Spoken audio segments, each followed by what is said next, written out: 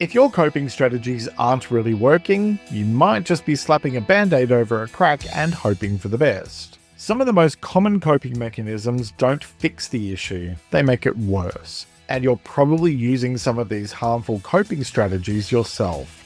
Take venting. Talking about stress can help, but if you vent without taking action, you reinforce negativity, making you feel worse. And that's just one example. So today, I'm breaking down why certain coping strategies secretly hold you back and what to do instead for real relief that actually works, so you can stop just surviving and start truly coping.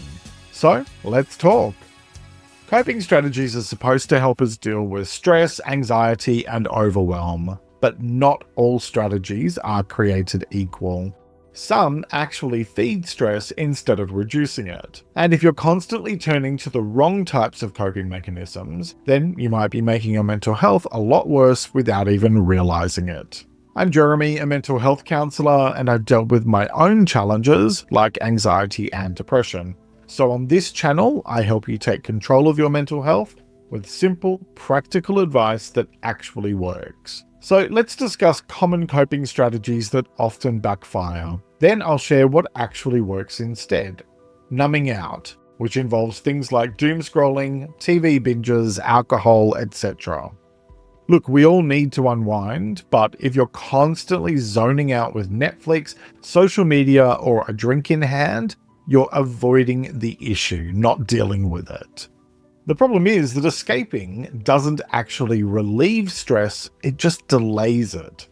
And when the numbing wears off, the stress is still there, usually worse than before. So what's a better way to handle things? It's about finding a healthier balance.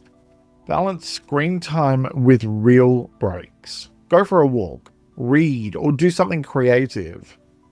The key here is to engage rather than numb. And yes, that also means cutting right back on the alcohol. Don't shoot the messenger. Avoidance. In other words, procrastinating on the hard stuff. Ignoring stress doesn't make it go away, it makes it worse. Procrastination creates anxiety rather than relieving it. Instead, use the 5-minute rule. Commit to working on the thing for just 5 minutes. Get started and you'll often realize it's not as bad as it seemed. Even 5 minutes counts. Self-isolation, which means shutting down when you're stressed. When life feels overwhelming, a lot of people withdraw, avoiding friends, skipping social events, or shutting down emotionally. It can feel easier to be alone when you're struggling, but too much isolation actually amplifies stress and anxiety. The problem is that avoiding people means avoiding support, and over time, isolation can make problems feel even bigger, because you're stuck in your own head without perspective or connection. So, what's a better way? Start small. Send a text, have a quick chat, or sit somewhere social like a cafe or a library.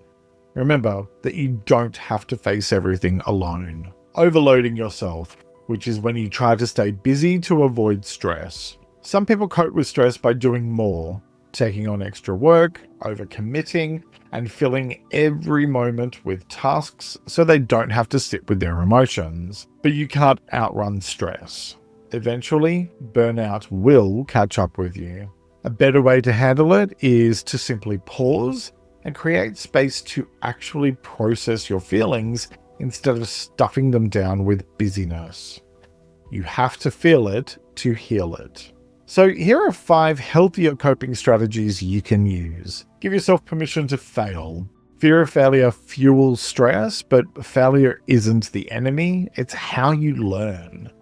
Instead of asking, what if I fail? Ask, what will I learn if I fail?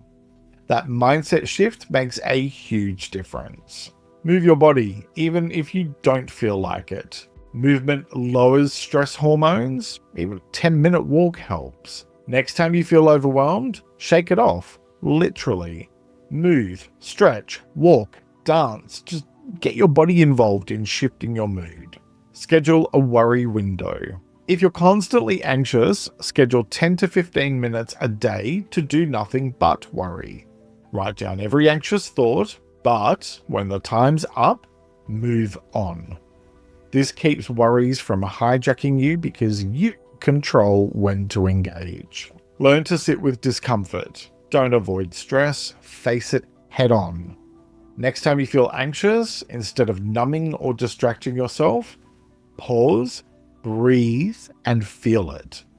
This tells your brain that discomfort isn't dangerous, and so stress loses its power over time. Find a real outlet, not just a distraction. Coping means processing, not avoiding. So find a way to process your emotions through journaling, creativity, therapy, or deep conversations. Here's the thing. Coping is about handling stress in a way that actually improves your mental health long term.